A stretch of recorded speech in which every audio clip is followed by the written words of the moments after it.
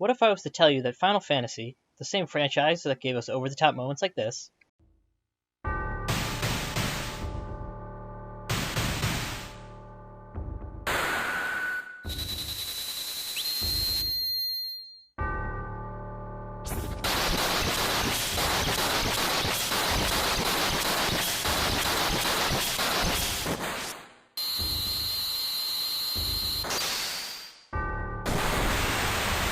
should do a crossover with Mickey Mouse?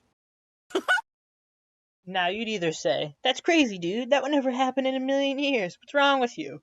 Or you'd say, "Kingdom Hearts did that back in 2002. Did you seriously think you could just pretend you came up with this idea? What are you passing me off for? Some kind of cotton-headed ninny-muggins?" Alright, now, bad jokes aside, I should probably explain what Kingdom Hearts is.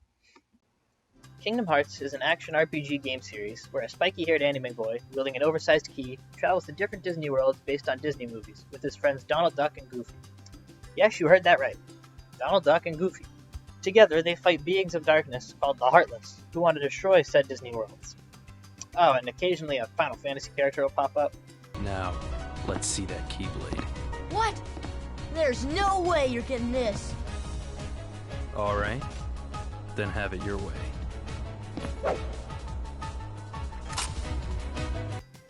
How did a game like this even get made? Well, as the urban legend goes, Squaresoft, and some subdivision of Disney, used to work in the same building, and Shinji Hashimoto, producer at Squaresoft, current producer at Square Enix, happened to be in an elevator with a Disney executive, so he pitched him the idea of a Final Fantasy crossover with Disney. Like, I'm not even making this up. This is right on the wiki. Like, it was literally an elevator pitch. Like, I just think that's kind of funny. Kingdom Hearts 1 released for the PlayStation 2 on March 28, 2002, and was met with many positive reviews. A year later, Square announced they sold 1 million copies in the United States and over 3 million copies worldwide, making it eligible for PlayStation's greatest hits. On December 22, 2005, Kingdom Hearts 2 released with similar praise, and upon beating the game, fans eagerly awaited Kingdom Hearts 3. Well, they waited alright. At the E3 of 2013, Kingdom Hearts 3 was announced. It was developed by Square Enix, with Tetsuya Nomura as the game's director, and on January 25, 2019, it released internationally. Like its predecessors, it sold very well, and received a lot of critical praise, but there were many fans who were disappointed with it. Why were they disappointed, you may ask? Was the game really bad and broken? No. It is probably the most impressive game in the series, in my opinion, but people claim to have been waiting for the game since they beat Kingdom Hearts 2 back in 2005, so of course they were going to be disappointed. And it's not like they didn't have any other Kingdom Hearts games to play. I mean, just look at this absurd picture of games. It's like they're all zigzagging and the lines are crossing, and there's a lot of games.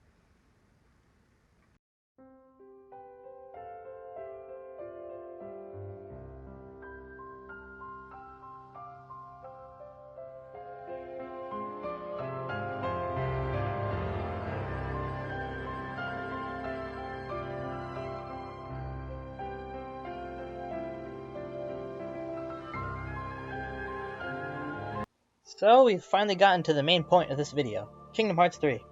I'm going to be looking at the good and bad of the combat, exploration, music, and just overall presentation of the game. The game also has a story, but it's the ending of this massive saga of games, and then I'd have to explain all the stories of those games too. It's kind of like if I just started explaining Avengers Endgame to someone who hadn't seen a single Marvel movie. They might get some things, but overall they're just going to be really confused. So, all you need to know about the story is, if you're a fan, you probably liked it, and if you're not a fan, you were probably very confused, as I just said. So, let's just get right into the combat. Kingdom Hearts 3's combat can be split into two sections, field combat and boss battles. Field combat is when Sora, the spiky-haired kid, Donald, Goofy, and whatever wandering Disney character decides to join your party, fights swarms of enemies with many flashy attacks. These involve team attacks where Sora teams up with a Disney character. Some examples include being flung around by Hercules or using Mike Wazowski as a bowling ball. You can also summon Disney characters from various Disney movies, including Simba from The Lion King, Ariel from The Little Mermaid, Wreck-It Ralph from Wreck-It Ralph, and Stitch from Lilo and Stitch. Then there is the final flashy attack, as I will now call them, I probably already did, is an ability to fight with basically a Disneyland ride, like a roller coaster or a merry-go-round, you know? I mean, did you ever want to beat someone up with a merry-go-round? Because now you can. While having all of these flashy attacks at your disposal can be fun, it can also make the game too easy. Why would I ever dodge or block enemy attacks when I can just tell Donald to summon a bunch of meteors? And in previous Kingdom Hearts games, the player would go one-on-one with an enemy while trying to avoid the attacks of other surrounding enemies. In Kingdom Hearts 3, I can just spam my overpowered attacks and survive a battle. Now shifting over to boss battles, you cannot just mindlessly mash the attack button.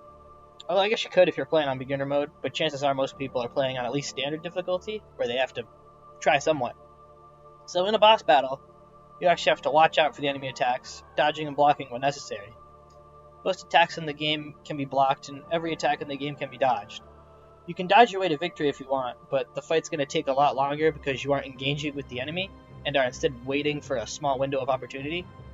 Blocking, on the other hand, has a risk-reward system. You have to perfectly time your block to deflect an incoming attack, or else Sora is going to be hit and lose a bunch of his health. But if you do successfully block, the boss will be open for a counterattack, where they will lose a significant amount of their health. Kingdom Hearts 3 also prioritizes air combat, which is very different from other Kingdom Hearts games, where they encourage you to stay on the ground. You are allowed to block and dodge in midair, and most of Sora's combos will gradually bring him into the sky. Perfectly dodging, blocking, and comboing a boss can lead to some very satisfying victories. As I mentioned earlier, the Kingdom Hearts series involves the main cast of characters traveling to different worlds based on Disney movies, and this is where the game shines, for the most part. Climb Mount Olympus with the newly added wall running and roam around the realm of the Greek gods from the Disney movie Hercules. Shrink down to the size of a toy and explore the world of Pixar's Toy Story with Woody and Buzz Lightyear at your side. Discover Rapunzel's Tower from Tangled, ride on the rails of the Door Vault from Monsters Inc. Stand in Rabbit's Vegetable Patch from Winnie the Pooh. Climb a mountain over and over again, and hear Elsa sing Let It Go from Frozen, while Sora, Donald, and Goofy awkwardly stand in the background. Let it go, let it go. I want to hear the wind and sky. So, that doesn't belong in the game at all. But of course some Disney executive was probably like, Frozen made us a bunch of money, so put the song in the game. I don't know, maybe they tried to market it that way, who knows. Back to what I was talking about though. Explore the empty city of San Francisco from Big Hero 6 with nothing to do but run up and down buildings. As you can see, some of the levels in Kingdom Hearts 3 can really capture the magic of Disney, while others just feel hollow. I mean, come on, just Rabbit's front yard? At least let me loiter in Winnie the Pooh's front yard too. I will say there is one world that makes up for some of the lackluster Disney worlds, and that world is based on Pirates of the Caribbean. The exploration in this world is massive. It's so massive, in fact, that this world comes with its own map. I mean, just look at that. That's a lot of places to go. Sail the seven seas on your very own pirate ship. Fight and board enemy ships, which I don't have footage of because I couldn't find an enemy ship to board. Explore uncharted islands for new crafting materials. Go swimming in underwater caves to find sunken treasure.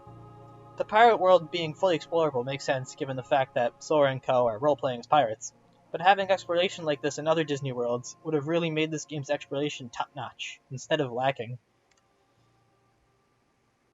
All of the music from Kingdom Hearts 3 was performed by an orchestra, because you know, they got that Disney money. And the game soundtrack was composed by Yoko Shinomura. It consists of exploration themes that use iconic Disney songs like You've Got a Friend in Me from Toy Story,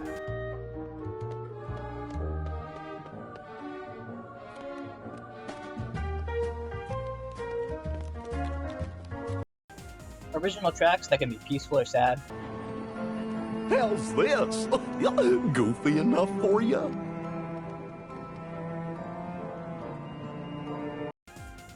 battle themes that are upbeat and cheery,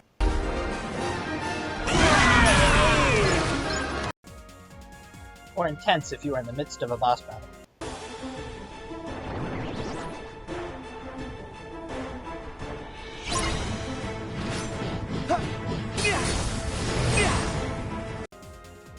Then there is the main menu theme, Dearly Beloved, which according to Rob from PlayStation Access, sounds like what a piano might if it sat under the stars thinking about all its long-lost friends.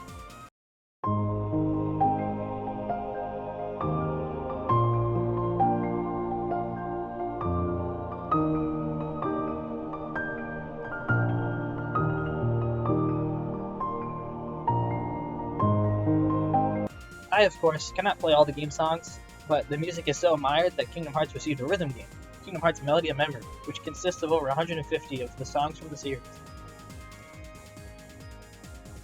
Even though there are some positives and negatives with the combat and exploration, one thing can't be denied.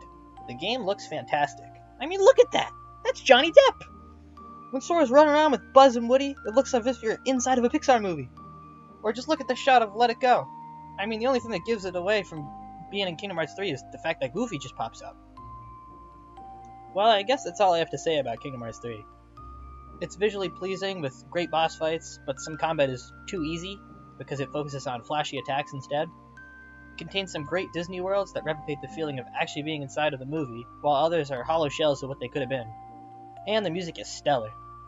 Now enjoy my cover of Vector to the Heavens as the credits roll.